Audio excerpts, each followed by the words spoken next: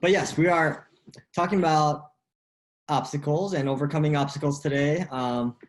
Last couple of weeks, the first week we discussed our psychology and our mindset to kind of pre-frame everything so we're ready to take on everything.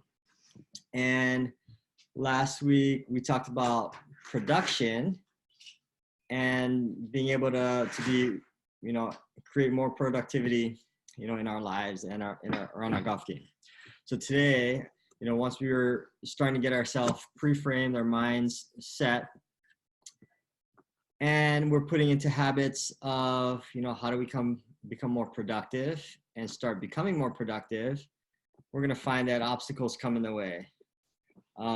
So really excited because this is a topic that no matter where you're at, everybody gets obstacles that comes into the way. We all find roadblocks here and there that, get us to stop. Sometimes they're big, sometimes they're just minor, and we don't even think about them. A lot of times it's the big things that get us really frustrated, that I can't do this. So the reality is just we all get it, no matter how successful we are or inexperienced we could be, we still get them, no matter what our skill level is. So, but the truth is, the more successful you get, the more successful, the better you get in your golf games, in school, the better your grades get, then, the more obstacles seem to come our way, right? The more frustration we get, the more things hold us back from getting to, the promised land, wherever that is for us. Or because then our expectations start to go up. And therefore, when our expectations go up, then more of, we just see more of the little things that come into our lives that are preventing us from getting to, the highest level that we want. We start putting in more rules in our lives or in our golf games. Like in our golf game, if I wanted to, I want to shoot 36 this week and I shot 36, but all of a sudden when you hit there more often, I shot 36, but, my contact was a little bit off. It was a little thin today. Or, I shot a 36, but I hooked one out of bounds in the water, right? And you hear these stories all the time. One of my favorite stories, not really favorite stories, but one that always comes to mind is, like, my brother was telling me a story one day. I was in college, he was in college, and he had played an event. And I've never broken par in a competitive event ever, right? In practice rounds, casual rounds, broken par, but never like in a competitive event, never shot under par. Or at best I shot was even par in competition. So, and I'm sure he's not doing it intentionally, but he comes out and he's playing at the University of Hawaii, and they go and play one of the biggest Division I events that's hosted on the Big Island at that time. So there's, I don't know how many schools are down there, but probably 8 or 10 of the top 25 schools in Division I come down to play that one. And it's hosted, at that time, it was hosted by University of Hawaii, Hilo, which is a Division II school. And he starts off and he says, I think it was his last round. So he didn't play that well his first 2 rounds, but he played really well his last round. So his first round, he had shot 85. His second round was 75.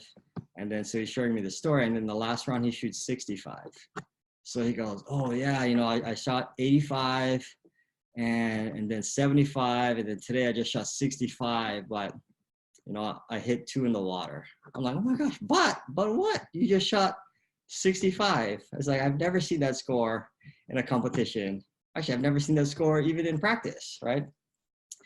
But my point is, it wasn't intentional that he's trying to say it wasn't a good score. He was super excited that he dropped 20 shots in 2 days, but unconsciously, right, our expectations go so high is that he didn't even realize he was doing it. When he says, like, I shot 65, he's still excited, but then he has these rules. But I hit 2 balls in the water, and I did this other thing, right? And so in his mind, he's thinking his expectations is higher, whether he was intentionally doing it, saying, oh, well, it could have been this or not. We're conditioned to think that way. But if you've never shot 65 in your life and you shoot it for the first time, you're not even worried about hitting it in that water once or twice in that round.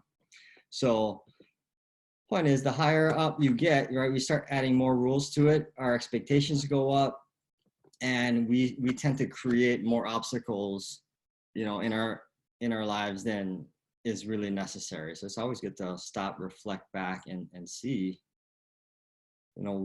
what is my goal? What's my intention? And where do I want to be? Because at the end of the day, right, we just want to be able to get and accomplish what we have set, right? And then set the new thing.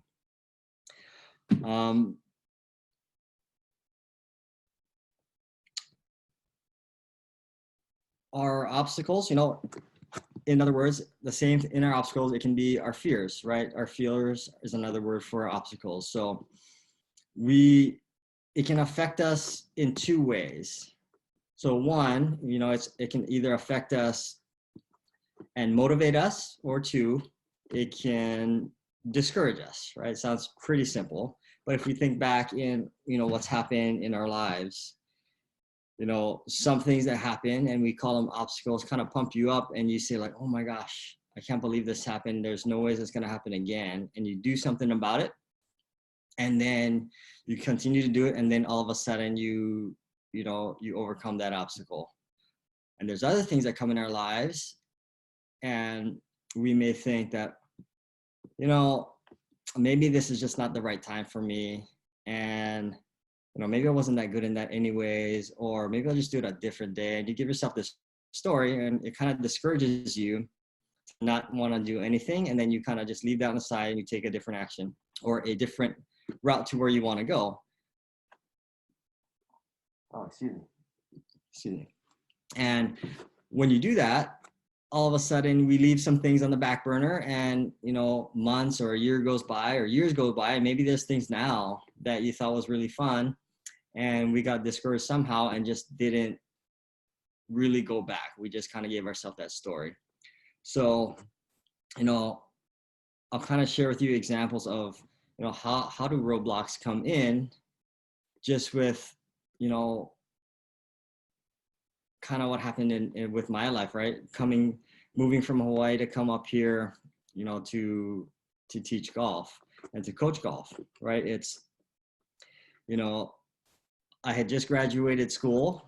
I graduated in business with information systems. So basically it's computers in business is what I graduated with. And I started working for maybe a couple years in already, probably around a couple years in, at an accounting firm, where I would do like software development stuff for accounting programs. And I loved that, right? At that time, it was super exciting, but I golfed all my life. And I had a friend that, when I was playing at Hawaii, that I met at one of the golf courses. He was the director of golf, or director of instruction out there. And I got to know him pretty well and help him with his kids class. And that kind of introduced me to like my first experience, teaching and coaching kids.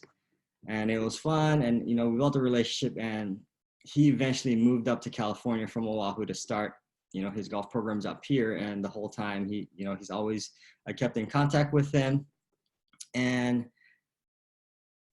he's always telling me, you should come up here and do what you want to do and be in the golf industry, and come up. And it went for a couple of years, and I said, I'm pretty happy with what I'm doing, right? I just graduated, and I want to do this for a little bit, and I'll still help you on the side of what you have on Oahu, but it's not the right time. Long story short, eventually the time matched up, and I had a friend of mine that wanted to move up at the same time, so that kind of helped. But he told me a story that got me super excited, that, oh, come up here, we got this perfect deal for you, gets you right into coaching and teaching junior golf, especially like that's what you want to do. So come on up, we'll slide you right in, right? So I'm super pumped. I then, gave a couple month notice just because it was going to be a couple months. So it was around February, I think, is about when I decided, and I gave my work at that time a notice of a few months because we're going to move up in like end of May. So a few months, and to at least give them a heads up. So I was still working a little bit, but basically quit what I was doing. Never really, I went to college up here for a couple years, but moved back home to Hawaii. But then I'm going to drop everything that I prepared my last, 4 years to do and go jump into another industry. And he's saying like, we're setting you up with everything. You just got to show up and we're going to like train you and get you in here. And it's the same story that I'm hearing all the way through. We actually move up and then it's like, yeah, we got everything set. But now there's the but. Here's the obstacle that comes up.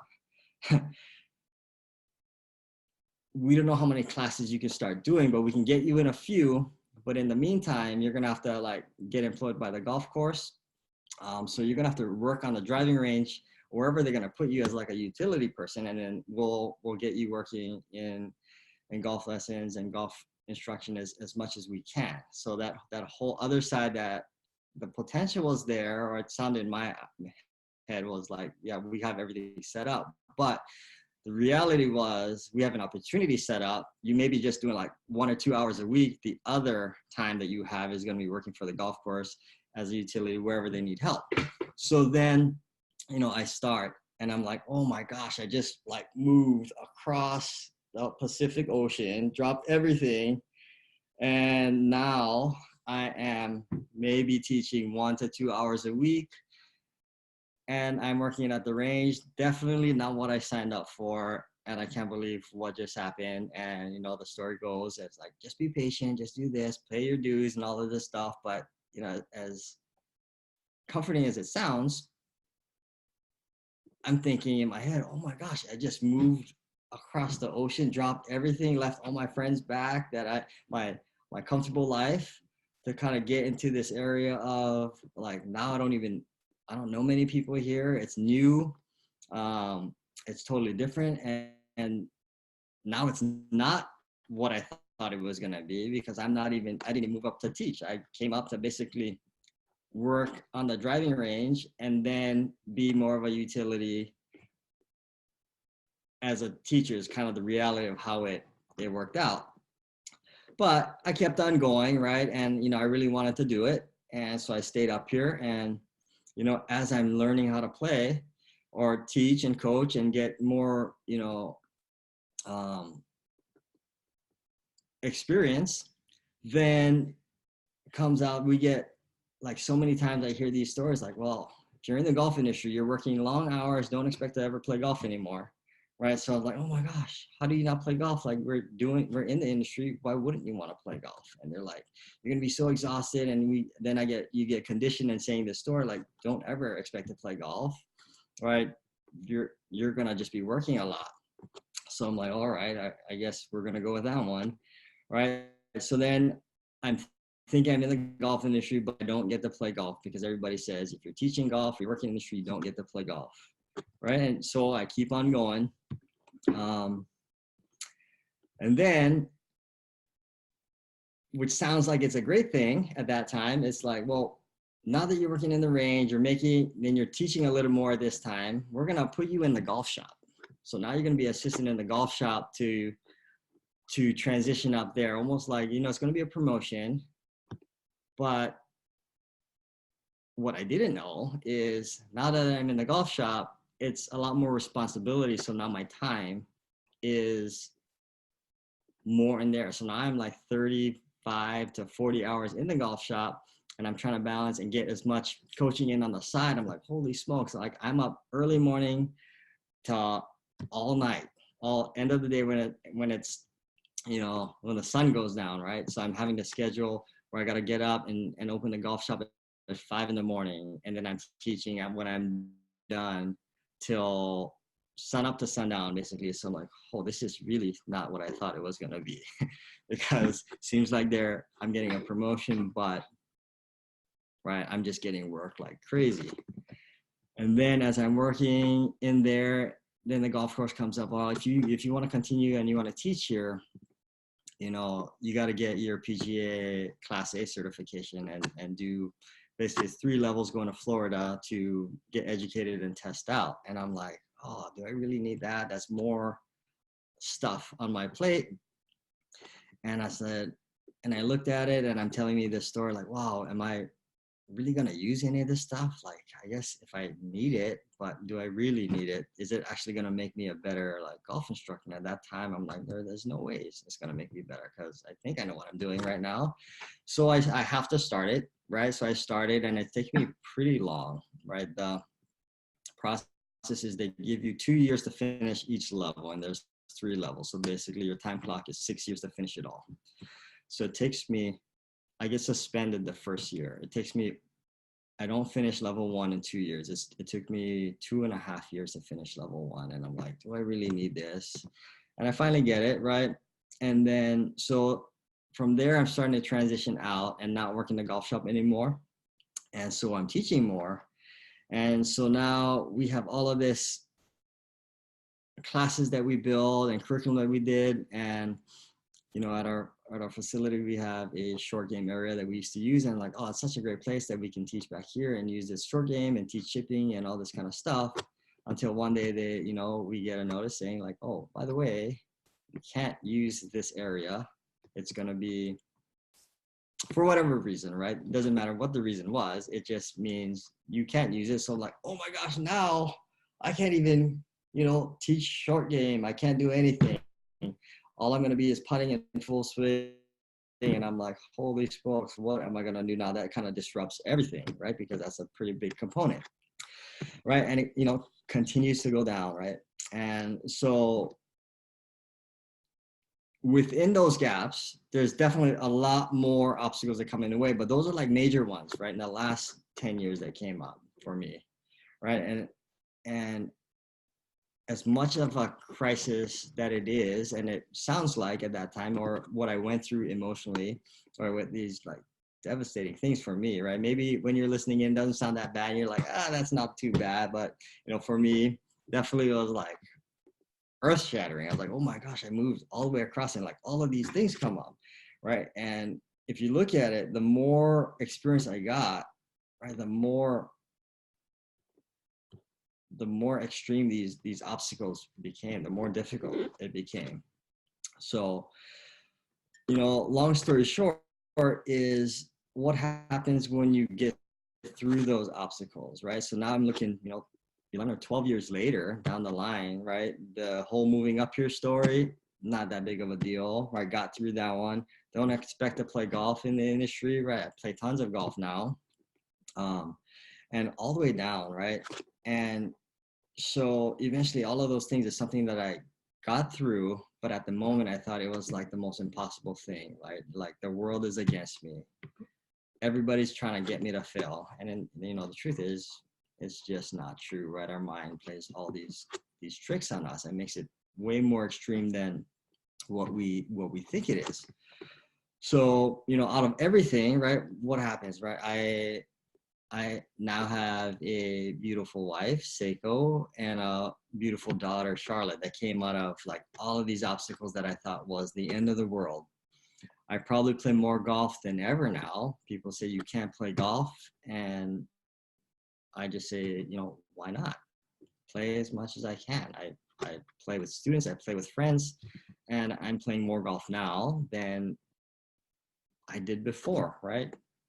I get to practice more golf than I did before, right? Just my enjoyment of playing golf. You know, going through all of this allows me to be in front of you today, all of you guys sitting here, right? Allows me to be in front of you on this screen, or some of you in person, right? I get to see you guys in person. So, you know, everything kind of that I got out of it, it's, you know, so much more fulfilling, beautiful on the other end of what seems so difficult at times. You know, the stories that we tell ourselves typically is the biggest obstacles that come up. It's the story of, what's in our way to get to where we want to go and how difficult it is, right? And most of the times it's not, we leave it to more resources and saying like, I don't have this, I need this to finish that, right? I need something to get myself motivated. When, looking back even for myself at the last 12 years at all of these major things that came up, it's never been the thing that I needed. It's my ability to just learn and figure out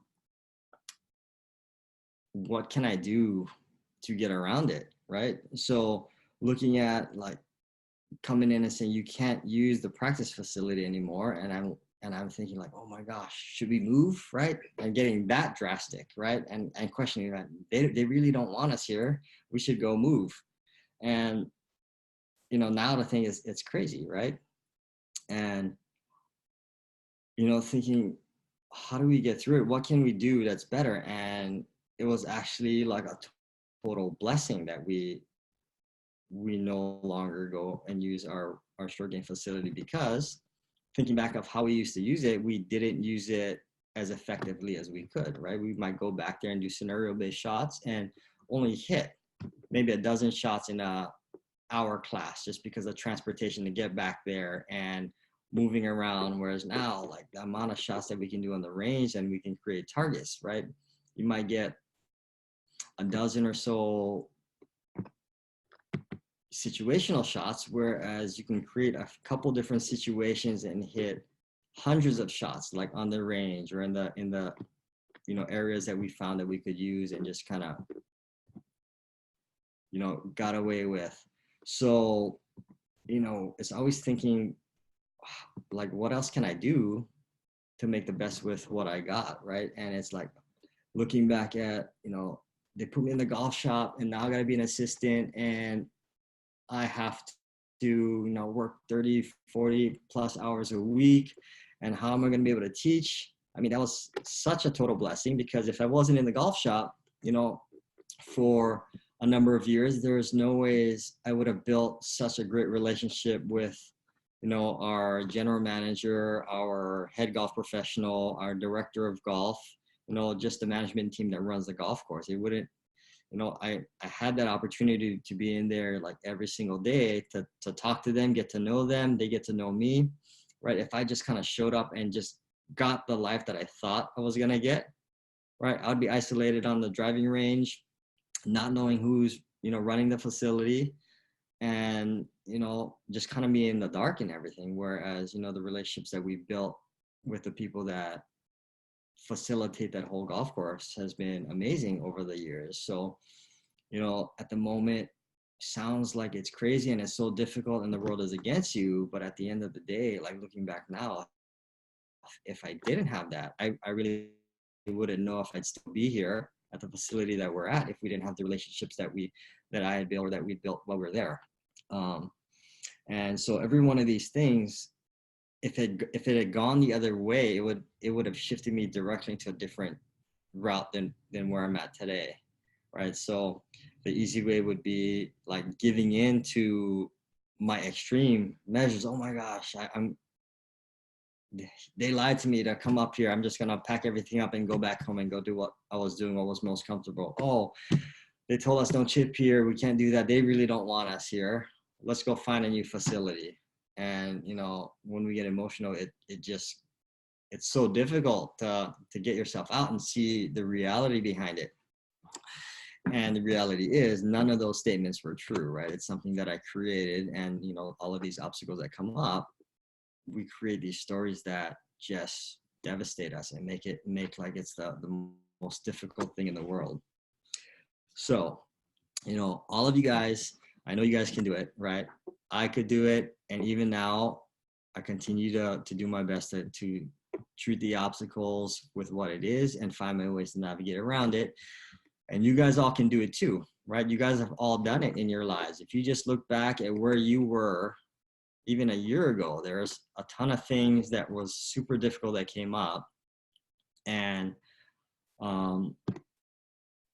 think about like where you are now, right? If there was something super hard that you thought there's no ways I could have done it, and you had already accomplished it, and you look back, was that so difficult? And probably your answer is no, it's not that difficult at all, right? But at the moment, it feels like it's the most ridiculous thing. So anything that comes up now, right, you just have to pre-frame that thing to the future and say like, well, I've accomplished extremely difficult things that I didn't think I was capable of at that time, and now it just seems, you know, super easy to do.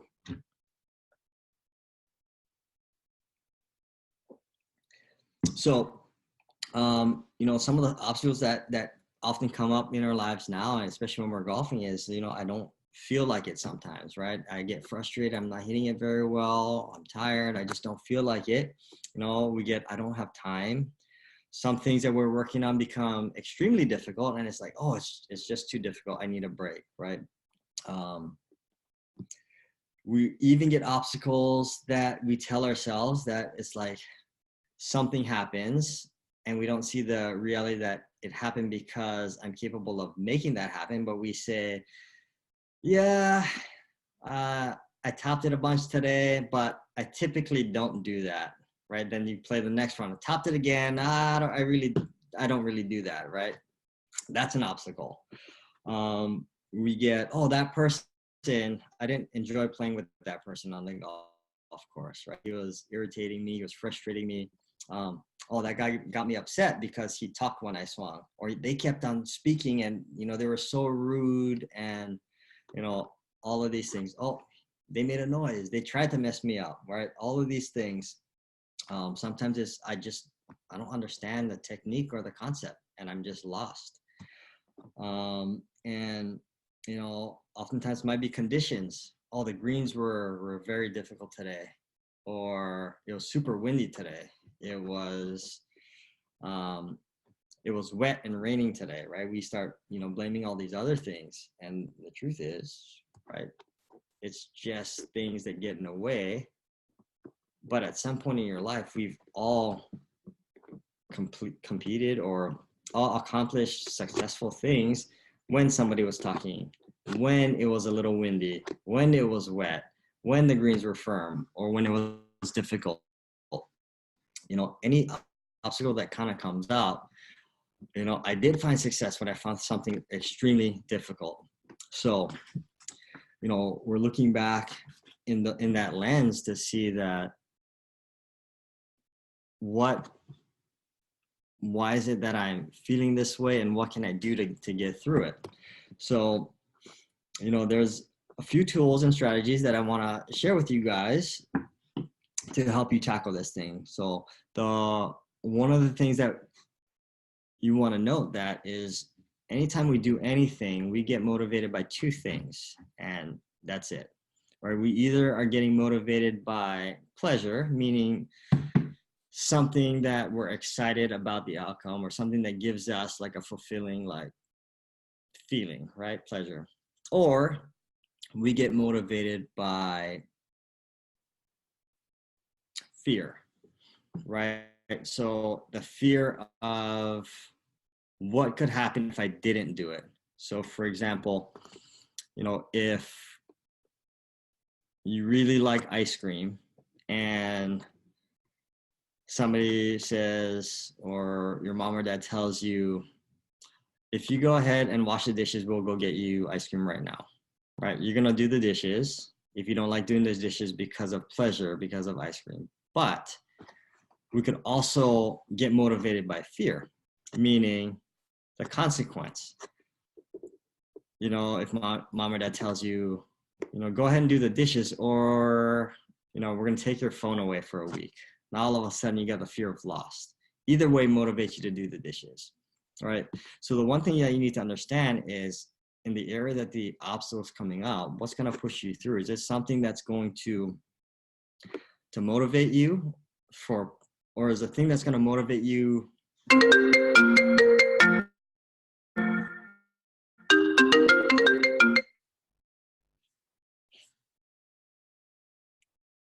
Are you guys still there? Sorry about that. My phone kind of just went off. So going back into, find out what on that obstacle that's in front of you, what is it that's going to get you through it? Is it something that's pleasurable on the other side? Like, if I get through this, what is that going to feel like? Right? You can pre-frame yourself to say, like, for me to get through this one difficult thing that's coming up over and over, if I actually do it, what does that feel like? What is that going to give me? Right? And start going into that side. Or you can do by fear. If I don't accomplish this, if I get stuck and I never do it again, or I start going backwards, what is that going to do to my life, right? Is that going to, what kind of pain is that going to cause me? Because whichever one is greater is going to basically win, right? So you're going to want something that either pushes you by, motivates you through pleasure or motivates you through fear. The one thing you do want to understand is that's kind of what gets you over the hump, but the thing that creates more sustainability is connecting yourself to something that's more pleasurable, because that drives you like forward and it keeps you going with more momentum, right? If we think about the things that drive you from fear, right? It gets you super motivated, but it doesn't keep us going once we get there. So you need to figure out what is it that you need at that time to get you through, right? And a lot of times we get so stuck in just saying it's so difficult, I can't do it, or these people prevent me from doing this. And if for whatever reason we start telling ourselves these stories that just are not true, but at the end of the day, we just got to get through them. And what is it that's going to push you through? Is it, the pleasure on the other side, or is it the fear of not being able to do it, right? And either one of those, if you don't have any of them strong enough, then you're just going to detour and take a different route and, change direction and do something else.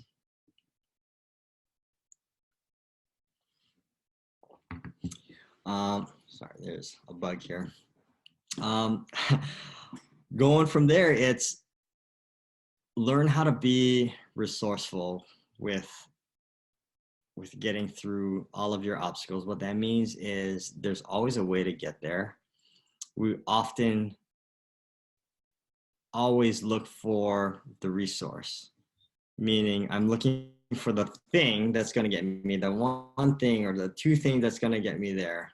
Maybe I just need the help. I need somebody to take me. I need somebody to go with me. We're looking for that, as opposed to being resourceful would mean like just finding a way to do it, right? There's no one way, right? There's no secret magic pill that you're going to take that says, I'm going to do this and I'll get there. It's like, I'm going to try this.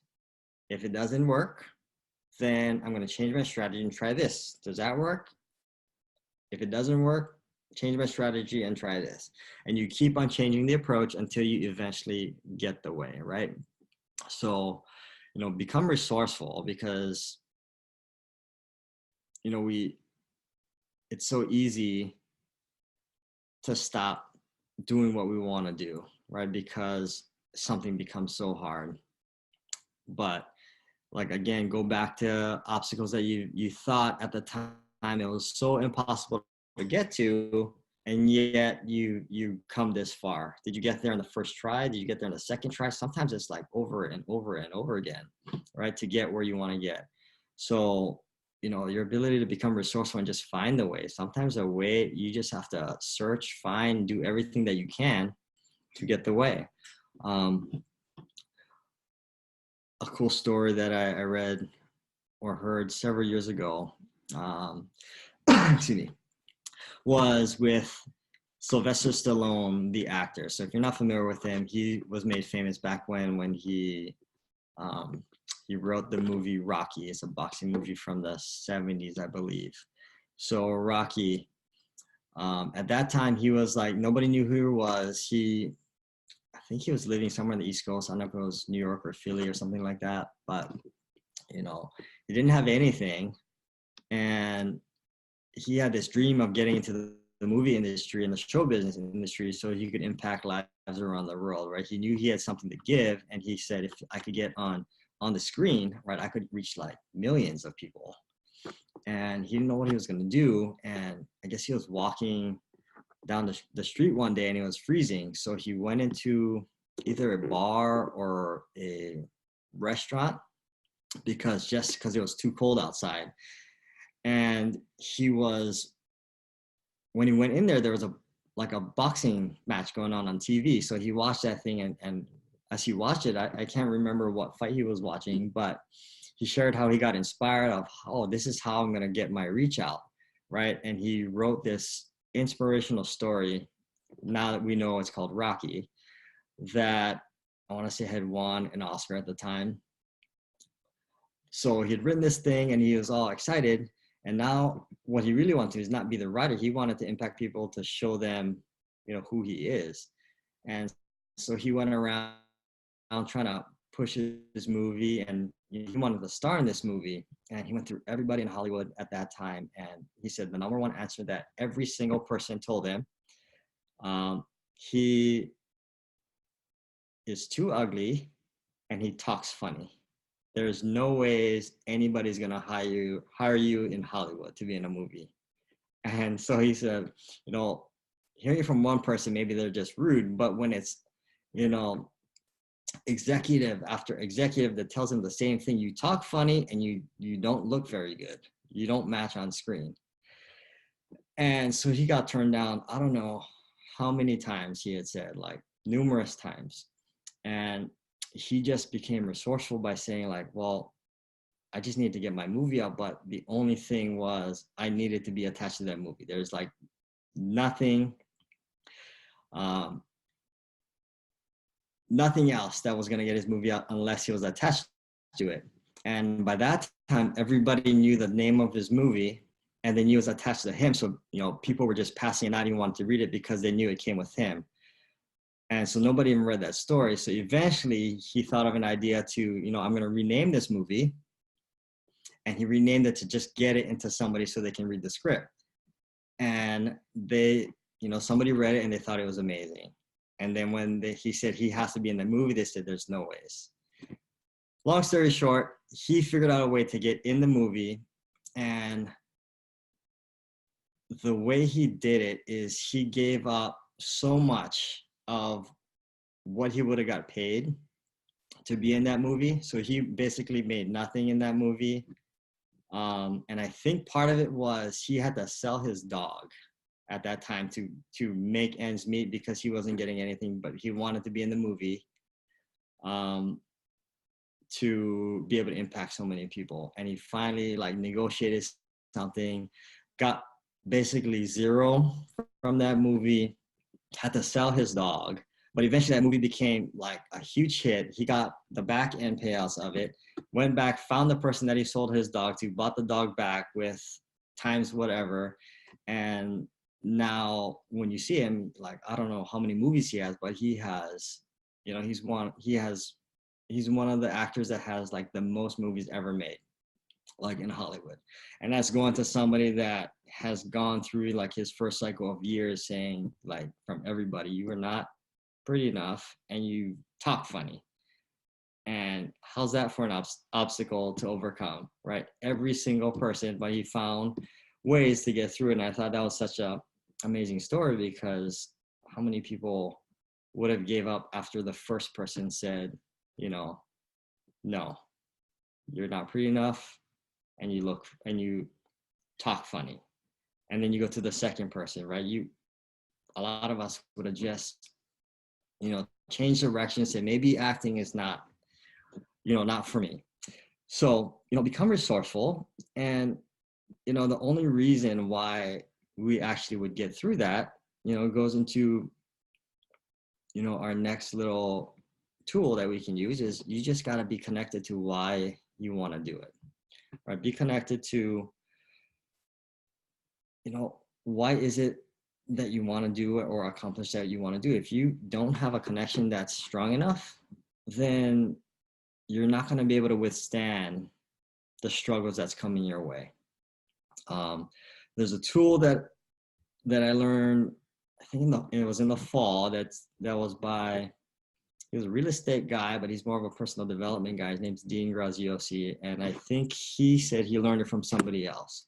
So the tool is to figure out, like, how do you get connected to like your mission, into why you're doing what you're doing. So the tool is called 7 Levels Deep, right? So we always have these little surface things on why we want to do things. So if we're asking us the question, like, why are we doing, like, why is it that I want to become a golf instructor or golf coach, right?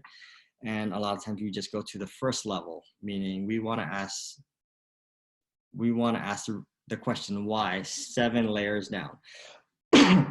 And by the time you get to your 7th layer, it goes through the surface and into something that is more emotional, that of why we're doing it. And once we know that reason why, then anytime we get struggle that comes up, we connect directly to that why. So, you know, if I'll share with you, like, for mine, right? You know, I did this in the fall, and it's something that you probably want to do, you know, throughout the year. But if I ask why is it that I want to become a golf coach, right? And my initial answer is going to be, well, it's because I have lots of golf knowledge. So that's one. Why is it? So why do I want to do it? Because I have lots of golf knowledge, right? And then my next level would be because I love golf and I did it all my life. And then if I ask why again, it gets me to think a little bit more. It's because a lot of my life was shaped by the memories that I had in golf, right? And it came from the junior golf and community that I was in, right? So now I'm starting to get a little bit deeper and a little bit more emotional, but that's only 3 levels down. And then I go, like, so why would that still want me to, you know, push me through to coach, you know, golf, right? And then it's because I love the relationships that I've developed through those years, and I continue to develop relationships through golf. And if we keep on going, why? You know, it's because, you know, those relationships that I've gained, right, have gotten me through, you know, struggles as a junior golfer, has gotten me through struggles as a college golfer, where, you know, I always compare myself to want to be competitive like my siblings, you know. And if I keep on going further, why would that impact me more, right? Because now I want to disrupt the golf coaching around the world to be able to, you know, coach players and families how to get through all of these fears and blocks and, you know, reach your highest level of, you know, your highest level of performance and fulfillment, right? And as I go further into like my last level, it's, yes, I want to do all of that stuff, and it's such like a massive scale that I'm seeing, but why is it that I want to even do that, right? It's because I get extremely fulfilled that by just, you know, not even changing somebody, but just, I guess, inserting a different perspective for them to see what is the possibilities of just, of, you know, of one person to get, you know, all of their success and fulfillment of what can be, right?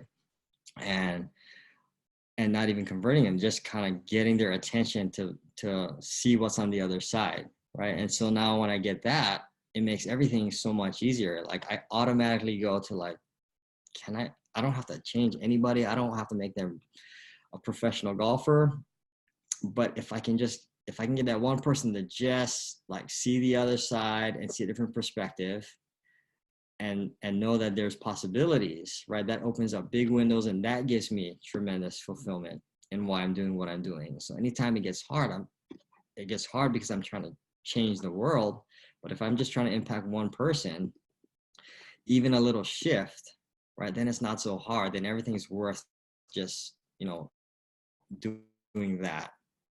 And so that's a really cool exercise to do on, you know, why is it that you want to achieve your highest performance golf, right? You're going to have something on the surface on the level 1, 2, 3, and the deeper you go and the more you ask why, you're going to find you know, a deeper connection to, you know, the real reason why you want golf, right? And why you want to achieve so much. And that is the emotion that you have to attach it to all the time. Every time you get struggles that come up and obstacles that come up, the thing that's going to get you to sustain and, you know, be resourceful enough to do an approach. If that doesn't work, try again, do another approach. If that doesn't work, and continue to do it till you get to the end, right? That's the stuff that you need. And so, you know, that's connecting yourself just on a deeper emotional level to why you want to get there. And I'll share with you, I just saw an interview with Dana White. Dana White, if you're not familiar with, he is the president of the UFC. So he is, I don't really watch UFC, but I saw this interview and something that I was watching, and it was a really interesting interview because Dana White, UFC is like the mixed martial arts when you see them fighting on TV. So I'm not really huge in that, but you know, I saw this interview and I watched it a few times in the past here and there. But Dana White basically took the UFC and went from nothing to like an enormous company. And he started off as a manager for 2 fighters. And at that time, there were 2 really successful fighters, but the UFC was going downhill and it was going to bankrupt. So he had thought this would be a perfect opportunity to take this over because I have these really great ideas. And I think at that time he found out they're selling it for, at that time, $2 million. So it was $2 million to buy the UFC. And he's like, I don't have the money, but how am I going to do it? And just, you know, by luck, by chance, by grace, by coincidence, whatever you want to call it, he attended a wedding from a high school wedding, right? From a wedding from a high school classmate that he went to that he hasn't seen in, you know, 20 years or whatever it was. And he went there and he caught up with not even a good friend of his, but it was a classmate that eventually, like, they caught up and they had a relationship, and they were, I guess, investors. And he pitched the idea to these guys and they got super excited, and he basically found a way to then buy the UFC and become a partner in the UFC for money that he didn't have. So he bought it for $2 million and he thought, yes, it's going to be so great that now I can do everything that I want. He had these huge plans. And, you know, he said the first 3 or 4 years, his investor friends were dumping millions and millions of dollars and they weren't getting any money back. He said in the first 2 or 3 years, they put over 30 or $40 million into the UFC with nothing back. And he said at the time, it's like, he's feeling like, oh my gosh, it's beyond just losing money. It's like, I just lost my friends 30 or $40 million in the last 3 years. That's just crazy. I'm losing all of their money. And it came to a point where they were like, man, I think we just got to sell this thing and just, you know, recoup the losses and just get what we can. And, you know, him being a small stakeholder, he really didn't have that big of a voice. But again, it went into coincidence. It went into luck, grace, whatever you want to call that they decided, you know what, we're this far in, we trust you, just kind of go with it, and we're all in, whatever it takes. And eventually he turned it around. It became successful. He started being, you know, promoting it and getting more viewers. And now he's in, you know, the UFC is in 80, I think he said 80 countries. But it went from so far down to negatives to he just sold it. So they bought it for $2 million and they just sold it 2 years ago. I think 2 or 3 years ago, they sold it for $4.02 billion. And it went from so far down. It went from basically $2 million to $4 billion. That's like something that's so incredible. And when they asked him, how is it that you turn a company that was bankrupt into a $4 billion company and sold it. And then now to this day, it's now, I think, valued at close to $7 or $8 billion. So he went from a bankrupt company to creating the most successful like combat fighting thing in the world that is now valued at $7 or $8 billion.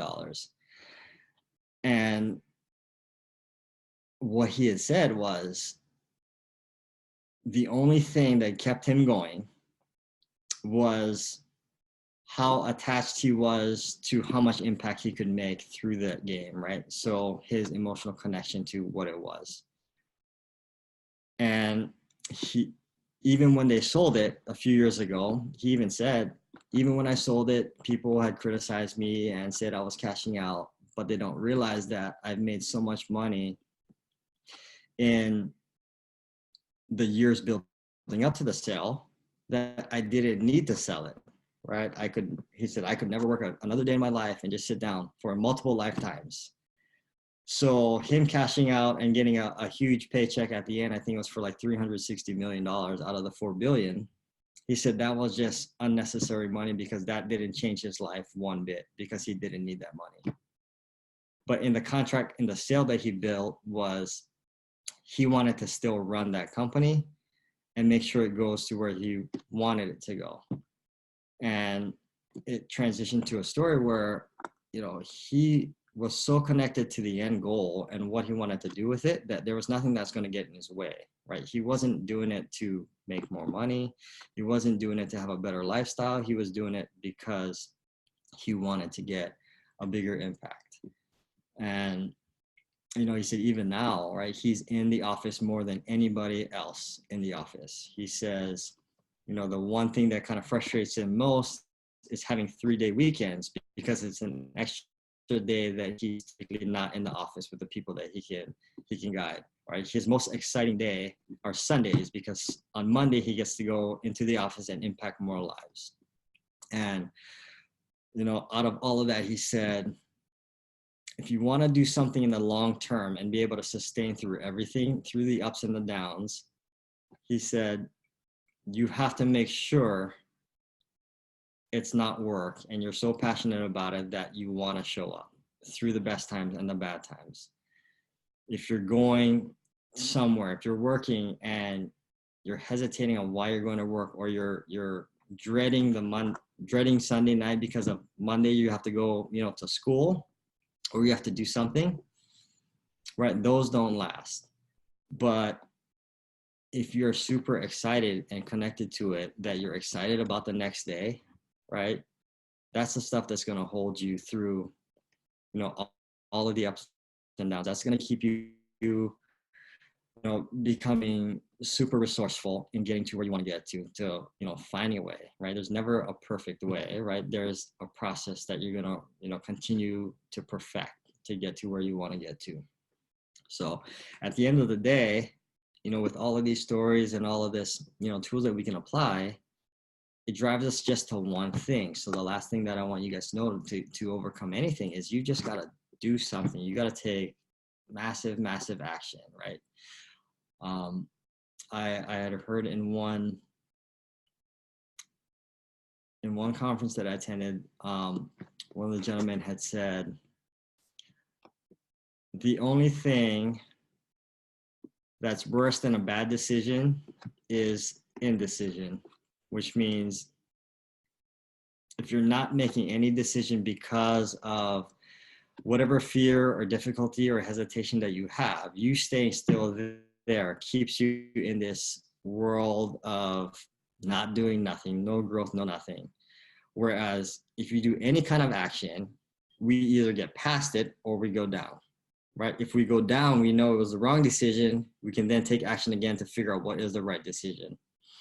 So whenever you get in doubt, whenever you get fearful, whenever you know, have obstacles in the way that you can't get through, the best thing to do is just do something, you know, figure out what kind of strategy you want to go and go with it. If it doesn't work, change the approach, do something. And the more you do something, the more you're going to be able to break through anything that comes your way.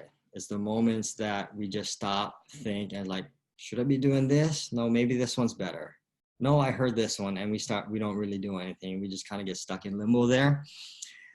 And then we start telling ourselves these stories. Oh, maybe that wasn't the best advice. Yeah, I knew I couldn't do it. Well, that time I didn't do it. And we start negative stacking these thoughts in our head to make us, you know, fall back further when we're staying there. So at least, you know, if we start doing something, if you start doing something the moment you get stuck or the moment you see that obstacle, at least you know if you're going forward or backwards, and you can change the approach if you need. So that is our topic on overcoming obstacles. I do want to spend a little bit of time on our hot seat this evening. So I do want to go through, if anybody has, we're going to go with somebody. So raise your hand if there's any struggle or obstacle that you guys have. And we are going to tackle that right now in 5 minutes. If you don't raise your hand, I'm going to call on you guys. So we're going to go. Do you guys know the raise your hand tool?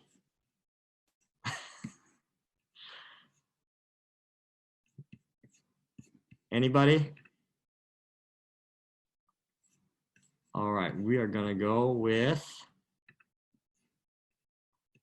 Giselle. You're going to be in the hot seat right now. 5 minutes. And you get to share. Give me 1 second. I'm going to unmute you. Hi. So what was the question again? So we're talking about overcoming obstacles. Yes. So we're all gonna participate in this in some way. Okay. So you're gonna share with us one obstacle that, and since we're all golfing, so one obstacle in your golf game that you want to get through, and that you're having a difficult time doing. That was from today? You can say anything you like. This is your. So today my obstacle was my driver or my tee shots, and they're like topping. My club was like topping off the ball, and then it kept like blading, and then it kept slicing too, and that was Okay. Cool. So that was an obstacle today. And is that something that is going to cause you like a lot of frustration? Just a little bit, but Let's tackle something that causes you like the most frustration ever, right? Something that you've been trying to do, you've been working on for a long time, and it's just not happening. And like,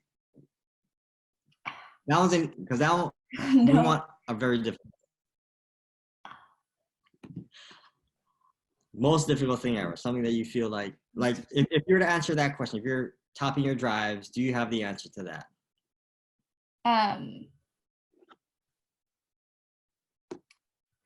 Can somebody else go, and then I'll find out. Oh, no, this is your time. No. So going back, like maybe we can use that example, but do you have a solution to fixing your tops and a course and a plan? Like, shoot, this is so hard. What kind of plan do I have? If you don't, this would be a perfect topic, because then it would be more frustrating if you can't figure out what to do. There you go. We can stay here.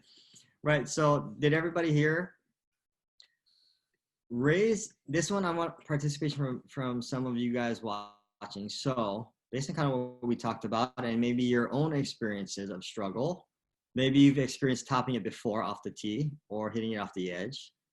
Can somebody raise their hand to share their insight?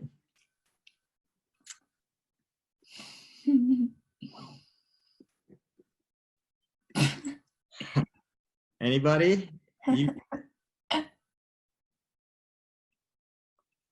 Let's see. I'm gonna just call people then. I want you. All right. So we know Giselle struggled. I'm gonna help you guys through this too, but I'm gonna call Ethan. Ethan, I'm gonna unmute you. Giselle, I'll keep you on. Okay. I'm gonna give Ethan the spotlight here. So, hey, Ethan. Hello. Do we know? So one of Giselle's struggle, right, is she says struggles, obstacles is off the tee. She struggled, topped it, hit off the edge. Like based on some of the stuff that we learned, maybe your own experiences, what advice can you share with her that's gonna help her overcome this frustration with this topic? I don't really know. Let me think. Okay. And it doesn't have to be like technical advice. It could be like, have you ever struggled off the tee? Yes. And so maybe you can share, have you ever struggled off the tee and then found tons of success off the tee after that at some point? No. So you've struggled off the tee, but never found success ever on hitting from the tee box? Well, having a lesson with you, that's what fixed it, but honestly, that's the only advice. Get a lesson. Just get a lesson? Yes. Okay. So one strategy is just seek for help and ask for help, right? Ask for that. That'll be kind of finding the resource of maybe I just got to go find somebody that can help me get through it, right? Right. So one avenue you can go is like, if I struggled off the tee, instead of me battling through it all, I'm just going to go ask for help as soon as possible instead of staying in that frustrated state and just try and figure it out faster. All right. So thank you there, Ethan. Very good. Anybody else? We're gonna brainstorm this with everybody. So we're gonna go with Charlie right down the list. I'm gonna unmute you, Charlie. Charlie, can you hear? Charlie, are you there? Charlie might not be there. So I'm gonna mute him back. Adriana, you're on the spotlight. So, Alexa. No, we'll go with Alexa. So, have you ever struggled off the tee before? Yeah, all the time. And then have you ever gotten through your struggle off the tee and actually had really successful days? Off the tee? Probably. Probably. Yeah. Yes. Yeah. So what can you share with all of us on how you might, if you get caught in that frustrated area or that one hard thing to get through, what can you share with all of us that would just help us get through it? I don't know.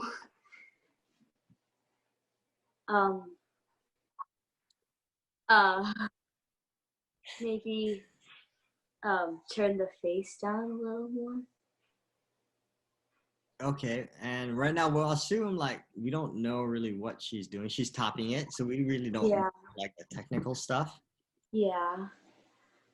So what kind of advice can you share? I don't know. Anything, or if we even go backwards a little bit and say, was there an area in your golf game that you struggled with and it finally clicked and then you became successful at that? No. No? Are you sure? I don't know.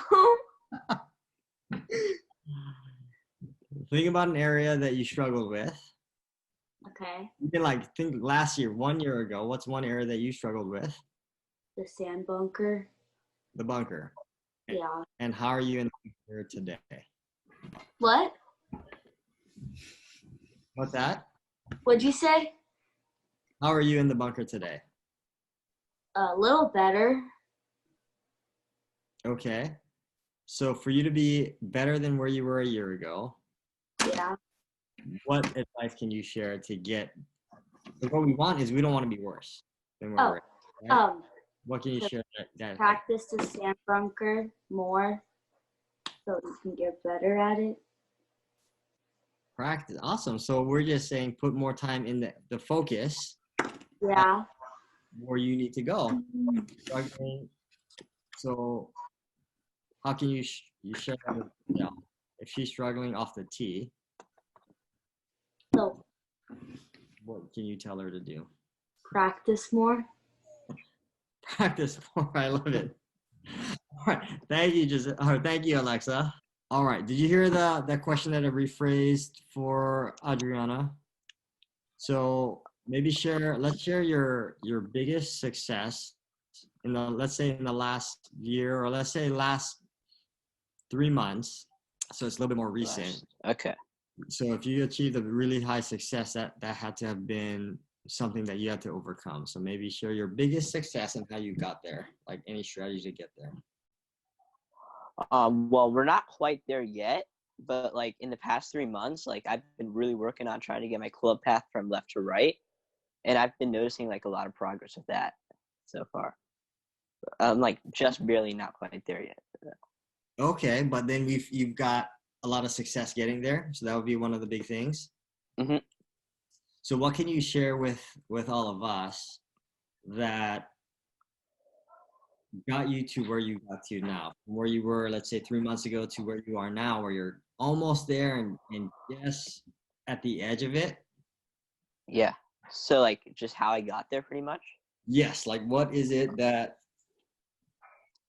It's pretty much just a lot of repetition. So like every time I practice, I'd really focus on that. That's like the main focus right now. So just basically it's a lot of repetition So lots and and lots practice. of repetition. Is there any secret that you have or that you've been doing that maybe you're not even thinking about now, but maybe you think about that? What gets you to get yourself out there and practice? Like what motivates me to practice? Motivates you to practice? Okay. So what motivates me to practice is I know like without practice, I'm not going to get to where I need to be. So like I have to practice in order to find success. Oh, very cool. And do you ever get days that you're super excited about practicing and it just doesn't go your way from there? It feels like words. There's been days, but not necessarily like while I'm trying to get my pass from left to right. Okay. And so when you get those days and you're practicing, practicing a lot and getting those repetitions in and reps in, what keeps you going when at the end of the practice you haven't yet got there? Just like knowing that you haven't got there yet, like you want to get there, and that's like practice is the only way you're gonna get there. So you just got to practice more. Perfect. So, that simple we can make it, right? We can just say, if we haven't got there yet, that just means I got to spend more time and practice more to get there and figure out, the best ways and track how my progress is going. So thank you, Micah, for sharing that. You're welcome.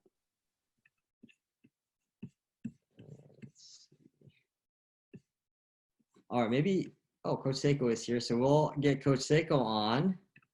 What was your Maybe question? you can share like something golf related that you went through that you struggled with, or maybe you found really, really big success in, and how you got there when it was difficult. So something that you thought you never could do and accomplish, and then yet you got there. Maybe share that, and then what was the number one takeaway? Key thing First of all, there. I just want to quickly say, I like what Michael just said, just to practice and get in the repetition. And what motivates him is that because he's not there yet, that he has to just keep putting in the work. That's pretty big. Like, not a lot of people can think of it like that. So that's really cool, Micah. Okay, so something that I worked on. Why is my like phone weird? My picture weird. Okay, let's see. Something that I worked on that I never thought I would get. The first thing that kind of comes up to mind is when I would play in tournaments and I would start playing really well. And towards the end of the round in my tournaments, I would start thinking about my scores, which wasn't allowing me to stay in the moment, like stay in the present moment. So when I was over shots, I would be thinking about mostly about the future, like, oh my God, what if I shoot even, or what if I shoot a few over and win the tournament? And there's times that many rounds that I was thinking about the future. Excuse me. So then I wouldn't end up where I wanted to. Oh gosh, Charlotte's painting her nails. Oh my God, sorry. Oh my goodness. Okay, hold on. Okay, Charlotte. Yeah. Okay, so yeah, so there's many rounds and I get really, really frustrated. And I was like, sheesh, like, when am I ever gonna get this? When am I gonna win my events that I want to win? And one of the coaches in school said, pretend like, especially the rounds when I played well, like and like 2-day events, like pretend like that round never happened, but still be confident that of your abilities. So that really helped me, and I just kept going and kept signing up for events, and eventually I just kept getting used to staying in the moment and not focusing on the future or the past, and that helped me really to win events. It was more the mental things that I had to work on rather than the technical things, because I worked my buns off with like all the technical things. I'd always be the last one to get on the bus to head back to the dorms. But yeah, the biggest thing that helped me was staying in the moment, and I never gave up, and it's helped me so much in my life. Yeah. Maybe one thing you can share on, everyone here has probably heard, you got to stay in the moment. You just got to focus on one shot at a time. Right. Sorry. You have to not think about the bad stuff. Right. Think about what the possibility is. Right. It's all about the mental game. Maybe you can explain, because we hear it all the time. Right. And if you're on this call, I'm sure you've all heard it too, right? That's just common advice we hear from everybody. Maybe if we dive deeper, is there any tool and strategy that you have that keeps you in the moment, right? I've heard stories, my mom would always share stories with me, and it's always been redundant because growing up, I always had more of a like hot temper. I would always get upset. I was one of those guys. And, it doesn't matter how many stories she says, and she would tell me like, oh, just so you know, my best run of golf was the day that I hit it the worst I've ever hit it, right? I like thinned and top shots most of the round. And that was the day she set the course record, right? Wow. The lowest score or the course record for a female at one of the courses on Kauai, And so she goes like, at that time, I wasn't hitting it very good, but I was topping it, but I stayed in the moment and I focused on my next shot. And then when I added it up at the end, it was, I don't know what it was, 5 or 6 under par at the course, which was the course record at that time for a female.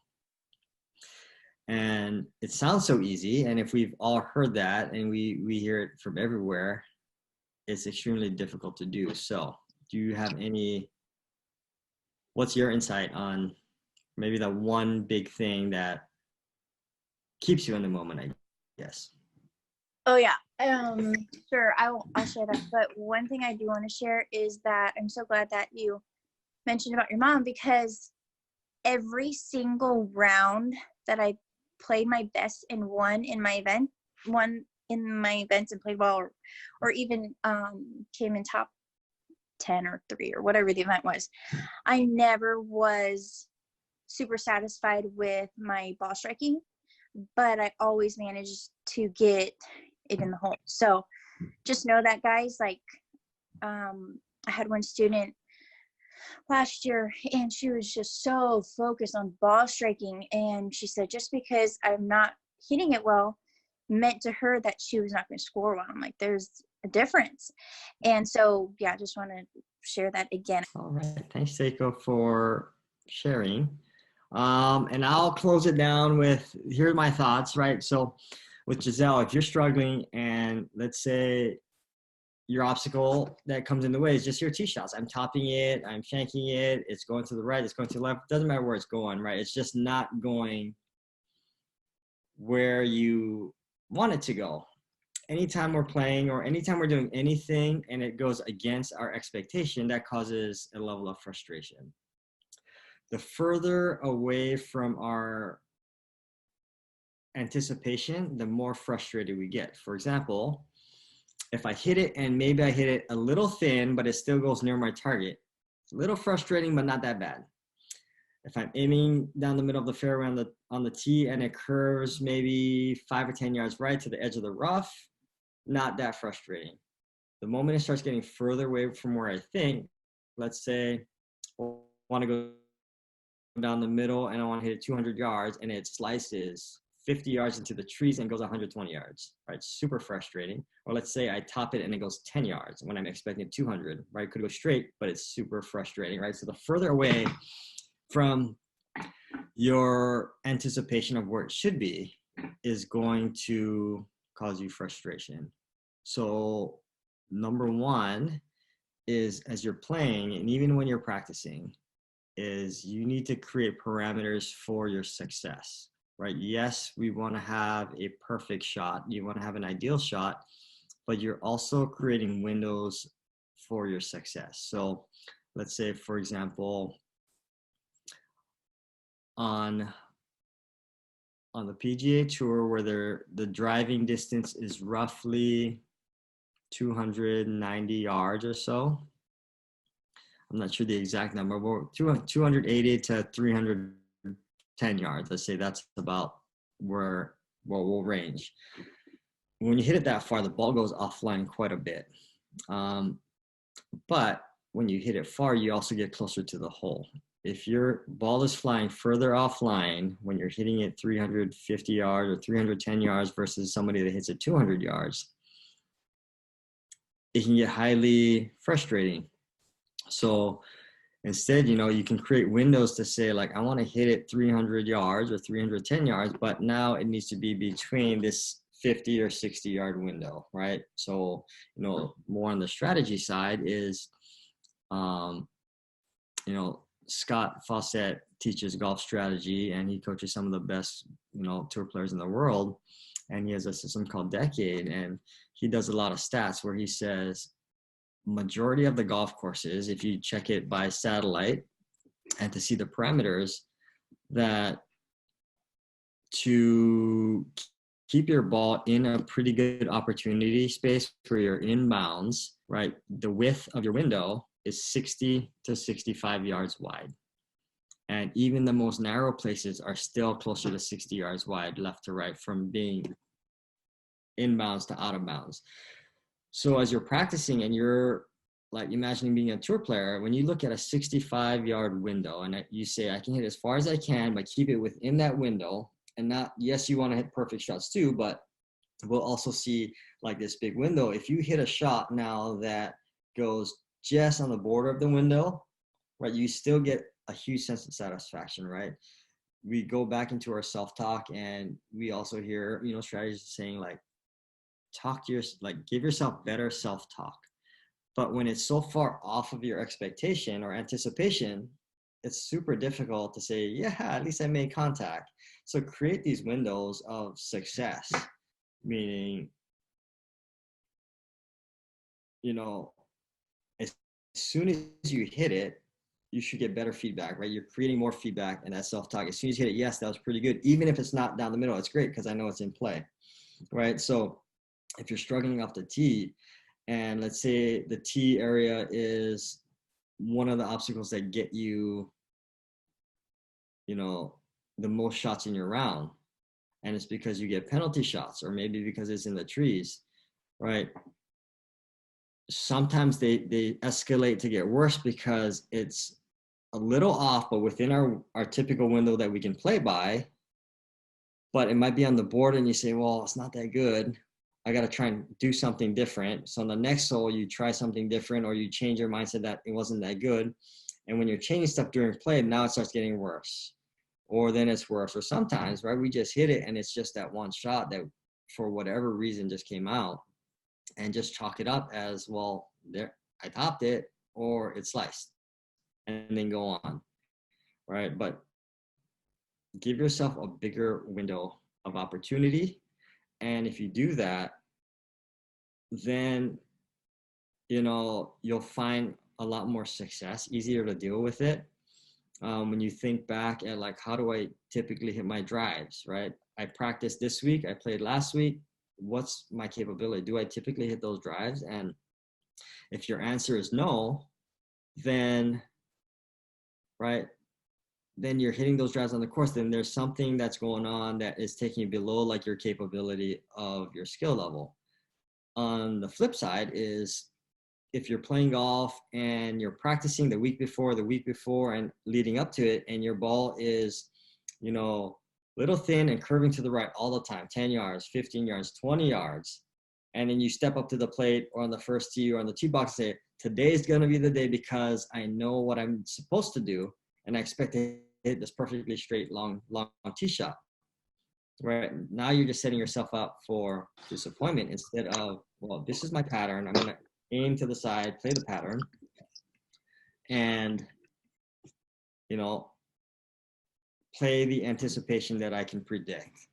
So, you know, definitely create these windows for success for you. Take in some of the strategy that Micah had said, that, you know, just if it comes up, I just got to practice because I feel that I'm not there. I know where I want to be. I got to get the repetitions in to get there. All right. So get the repetition there and just start hitting some shots. Also, you know, it's always tough when you get obstacles in round because you're playing.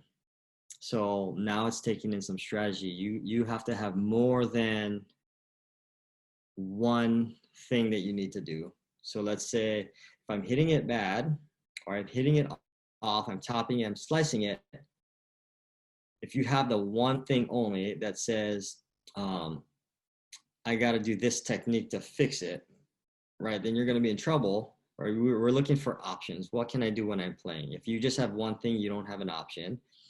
If you only have two things, right? Maybe I can work on technique, or I can do this, which may be aim to the side, right? Now you're kind of, that's called more of a dilemma, like one or the other, I'm still not sure. You need like a list of things. Like if I'm struggling off the tee, I could do technique. I could aim to the side. I could take a half swing. I could use a different club. I can use my 3-wood. I could use my hybrid. I could use my 7-iron. And you have this huge list because there's something on that list that is going to be, you're going to have so much confidence and certainty with, that you automatically put yourself back into that certainty, right?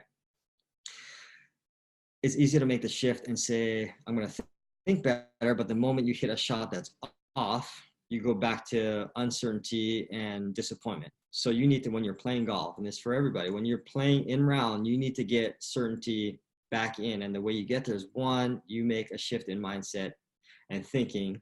where yes, I got to believe I can do it, but two, you got to tie in the application. You actually have to hit that shot, because there's only so much you can take where you go in and say, I'm going to think good on this one, and then you top it. I'm going to think good on this one, and then you top it, right? And then all of a sudden, that whole mindset thing, then you condition yourself to give yourself a story. Say, you know, that mindset stuff doesn't work, right? I thought about the entire round, and I still topped it all day, right? You just used the wrong strategy. So you relied on one strategy of thinking better, right? So your mindset and psychology is huge to get yourself in a peak performance state, but then choose the tool that's going to actually tie in what you need, right? If your goal is to hit it in the fairway and you're fading it or slicing it, aim left. And if you can get in the fairway, right, that's a huge success. That's tying in. I found a way and I did it, right? The better you can find a way and do it, not find a way and miss, find a way and miss. That's just disappointment and frustration at a higher level. Find a way and do it. Maybe you expect to hit it 200 yards and say, right, today I got to just hit it 125 yards with my 7-iron. So I'm opportunity on my next shot, right? I need the feeling of myself hitting it solid to get the confidence and certainty so I can play good at the rest of my game, right? We don't want it to be a story where my chipping was bad too, my pitching was off, my putting was off, because we're distracted by I should be hitting it better off the tee, right? If you should be hitting it better off the tee, and oftentimes we say that, then we would be hitting it better off the tee. The truth is we just got to be real about it and say, my ball is doing this off the tee. What can I do to make that situation better, right? Mindset is one. Get yourself into that peak state so you can start to perform. But two, pick the right strategy. If that one doesn't work, next we'll do something else, right? Don't hope it's going to work when you're playing. And when you're practicing on the range, right, you have to practice too. So when you're taking Micah's deal and say you got to practice like, if I'm playing good with the driver, this is what it looks like. But if things go wrong, which, you know, if it does, what else could I do off the tee, and anticipate those things. Sometimes we get frustrated on the range and say, right, today I just was missing it and I was practicing my drives. I was slicing it or I was hooking it, right? Maybe if you're slicing it or hooking it, pick a target with and say, like, if I'm slicing it, what would I have to do to get this shot in play, right? We never practice those things. So it's being a ton more strategic with the actual practice of how you're doing it. Not just say, if I'm slicing it, think about it sometimes, and this is where you get a little bit more resourceful, as opposed to like looking for the fix and want like the resource. How do I get this thing to go straight, right? If I'm slicing it one day and I'm saying like, well, this would be a great opportunity because this might come out on the golf course, and I don't want to panic if this came out. If I'm slicing it 25 yards or 30 yards, what can I do to keep this in play and create a game out of it, right? And then see, can I perform when I'm doing this? Or if it's hooking, can I perform? And if you can't perform with those conditions, then you say, now what can I do? Obviously, I can't control the slice, or I can't control the hook. That means I'm not going to be able to do it on the golf course. What if I hit my fairway wood? What if I hit my hybrid? What if I hit my 6-iron, 7-iron? You kind of go down till you find what is the most certain thing that you can do, right? We're always looking for certainty, right? The only way you're going to get through these obstacles is you need to have confidence and certainty. The only way you get the confidence and certainty is you have to put the action with the mindset. So, you know, don't just think good, you have to actually do it. Change the approach till you get there, change the strategy till you can line up your intentions with the delivery of the intention that you're trying. So thank you guys. I hope that helps, Giselle and everybody else. All right. Just remember, doesn't matter where you're at, we all are going to hit roadblocks. We're all going to hit obstacles. We're all going to get frustrated in this process of where we want to go. So we have to think about, you know, what can we do when it comes out? Well, a lot of you just anticipate, I'm going to get frustrated in some area, and just have a plan of what to do, right? A lot of times we just panic. So we panic and we react. So start to think like, what's the worst that can happen, right? We can ask, that would be another like tool that I love to use, is just think, if I'm doing this, what is like the absolute worst that can happen? And a lot of times the absolute worst is not that bad, right? We're more afraid of this bigger story. So, you know, write down at the end of the, like tonight, and it's for everybody, you can write down the number one like obstacle that's in your way tonight. You can write in your journal, what is the absolute worst that could happen if I totally fail at that one thing? If I attempt something in a match, in a round, in practice that I'm trying to overcome this, if I absolutely blow it and everything hits the fan and it's just a disaster, like the worst possible thing imaginable, what does that scenario look like? And write a little paragraph or description of it. And a lot of times we're going to see that what we write and we read it back to ourselves is just not bad. It's not that bad at all. So before you guys go to bed, you know, spend 5 minutes in your journal tonight and just say, my number one thing that I want to get through right now, if I totally blow it, if I totally, you know, go backwards on it in my next practice, my next round, what does that scenario look like? And what will that do to me, right? And when we see the reality, right, it's not like it's the world is gonna end. So go ahead and do that, and you are on your way to overcoming your obstacles. So thank you guys all. Giselle, you have any more? Good? All right, well, thank you guys, and you all have a wonderful evening. Thank you guys. Bye.